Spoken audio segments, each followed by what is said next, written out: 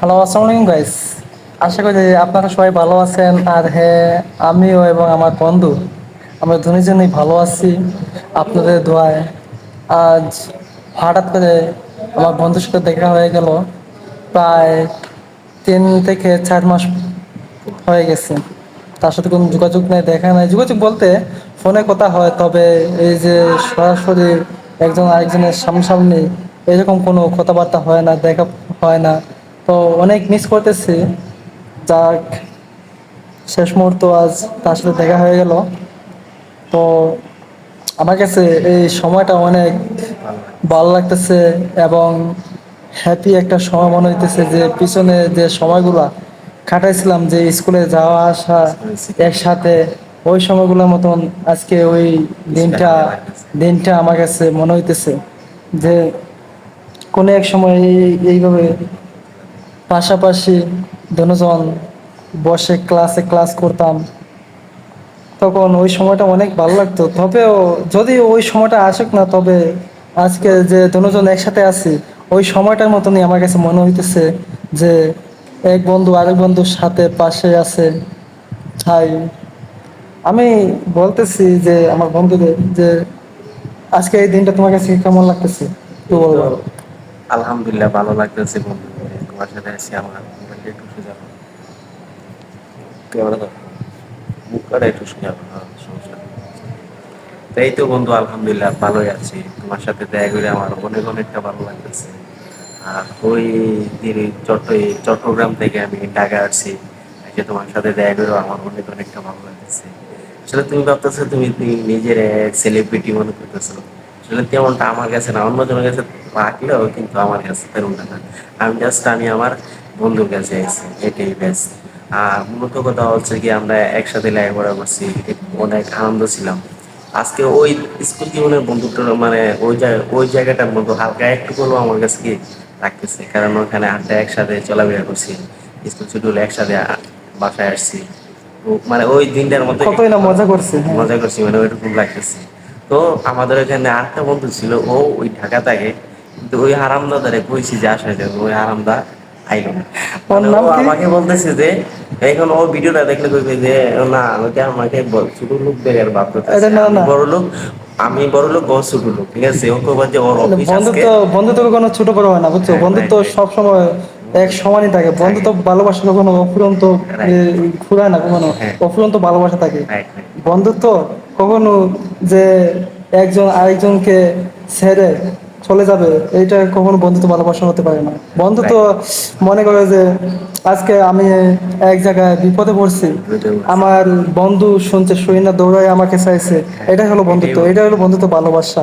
আর যে তুমি বলা যে আরেকটা বন্ধু আছে, হ্যাঁ, ওই, এর নাম কি? সুহেল। ও, সোহেল। আরে আরে ও তো আরো বড় বড় বুঝলি। ফাজিল মানুষ। ও যদি ভিডিও দেখে বলবো যে ওই যে তারা দুইজন একসাথে মজা করতেছে মজা আমার কাছে। করতেছে আমার জায়গা, ওরা দুইজনই বন্ধু আর আমি তার কোনো বন্ধু না। ঠিক আছে, তবে এটাই বলতেছি বন্ধু যে তোমার সাথে দেখা করতে পারি না, বাট ওই মানে সময় লিঙ্কটা পাঠাই দিন। কিছু একটা প্রবলেম আসলো, তাই তোমার সাথে দেখা করতে পারি না। আর নাইলে দুজন একসাথে এসে তাও তোমাকে মিস সাথে করতেছি। নিয়ে দেখা করতাম আর ওই ভিডিওটা করতাম, বুঝছো? কিন্তু আর একটু মজা লাগতো। হ্যাঁ দোস্ত। হ্যাঁ, হ্যাঁ। হ্যাঁ দাঁড়াও এক মিনিট। তো দোস্ত তুমি যেখানে থাকো না কেন, কিন্তু তোমাকে আমি এই ভিডিওটা দিব, দেখা দেখলে জানি না একটু ভালো লাগবে না, তবে একটু তোমার কাছে মজা লাগবে, একটু গুলো আসবা। আমি জানি একটু গুলো তুমি চুল পরে নইলেও আসবা, কারণ তোমাকে নিয়ে আমি কোনো আরে বাজে বন্ধুত্ব করি না, আমিও করি নাই, আমার বন্ধু হেও করে নাই। আর যেগুলো কথা বলতে সেটা আসলে একটা এক বন্ধু আর বন্ধু, মানে যেরকম কথা বলে এরকমই আমরাও বলতেছি। যাই হোক বন্ধু, তোর টান হলে এরকমই। তো বন্ধু তোমার কিরকম লাগতেছে, আমি তোমার কাছে চাইছি যে একটু বলো। হ্যাঁ, আমার কাছে অনেক হ্যাপি লাগতেছে যে বন্ধুর সাথে দেখা করছে। রাইট।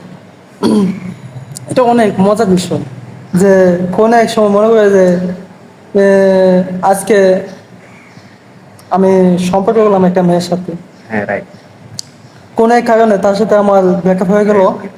ব্রেকআপ হয়ে যাওয়ার পর তার সাথে আমার কোনো যোগাযোগ নাই, কোনো কিছু নাই। তখন ওর সাথে আমার সব কিছুই শেষ। মনে করে যে কোনো যোগাযোগই থাকবে না।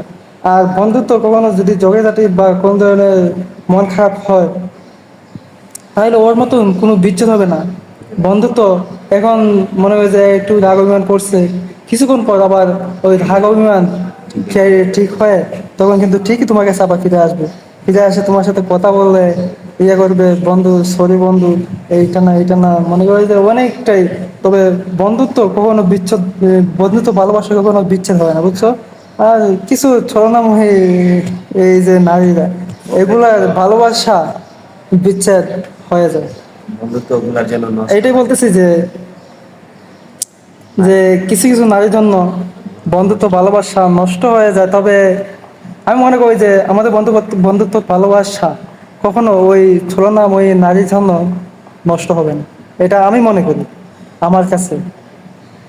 জানি না ওই আমার বন্ধু আশরাফুল বা ওই সুয়েল তাদের কাছে কেমন এইগুলা, আমি তা জানি না। তবে আমারটা আমি বলতেছি যে যতটুকু মানে ইয়ে করবো, চেষ্টা করবো, আর চেষ্টা তো করবো কি, এটা জীবনেও কখনো ভুলবো না যে বন্ধুত্ব, বন্ধুত্ব কাকে বলে, বন্ধুত্ব ভালোবাসা কখনো শেষ হয় না, আচ্ছা, সারা জীবনই থেকে যায়।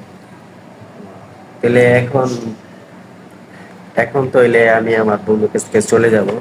আর আর বেশিক্ষণ টাইম টিম নেই, আমারও গাড়ি ছেড়ে দিব, বেলা 1টা বাজে ছেড়ে দিব। তো আমি এখন চলে যাব আমার বন্ধুর দিকে। খুব কষ্ট লাগবে আর কি, বুঝছেন? হ্যাঁ। আচ্ছা, তোমার কিছু কুয়ার থাকলে কো।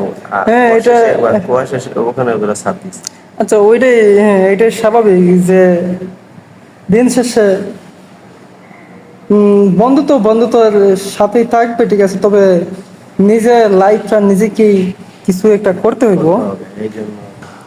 এর জন্য মনে করে যে এক বন্ধু আরেক বন্ধু পাশে থাকবে, এবং নাই থাক কিছুটা দূরেই থাক, সমস্যা নেই। তবে যে বন্ধু বন্ধু খোঁজ খবর নেবে না, এই রকমের কোনো কিছু না।